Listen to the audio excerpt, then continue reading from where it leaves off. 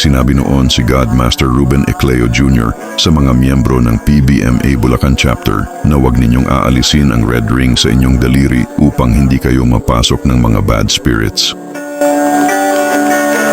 Bago rin lumisan si Godmaster ay sinabi niya sa lahat ng miyembro ng PBMA na inaalis na niya ang Rubenian sa PBMA. Naganap ito dahil nagbitaw sa kanyang pamumuno si Master Benji at nagtayo ito ng sariling grupo, ang Rubenian International. Dito naganap ang unang paghahati. Ang sunod na pagkakahati naman ay naganap ng ipagbawal ni Master Jade. Ang lahat ng mga miyembrong nakasuot ng red ring ay bawal nang pumasok sa anumang PBMA chapters. Lahat ng PBMA members na nakasuot ng red ring ay napunta ang iba kay Sir Hero at ang iba naman ay sa Two Kings. Nakilala ang Two Kings dahil buhay pa noon si Godmaster ay sinabi na nito sa ilang taong malapit lamang sa kanya na kapag dumating na sa edad na 18 ang anak niyang si Wolfgang ay tatawagin na itong Master.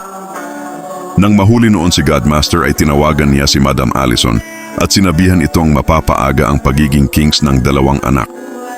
Noong birthday celebration ni Senior King Wolfgang sa PBMA Calamba Chapter taong September 27, 2023 ay biglang sumigaw ito ng "No, I'm 19 years old" pagkatapos batiin ng mga naroroong PBMA members.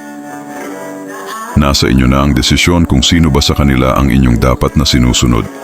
Ang tema ng PBMA ay Unity in Diversity. Kung ang sariling samahan na itinayo ni DM sa bandang huli ay biglang nagkagulo at nagkahati-hati, ang tanong ay bakit kaya?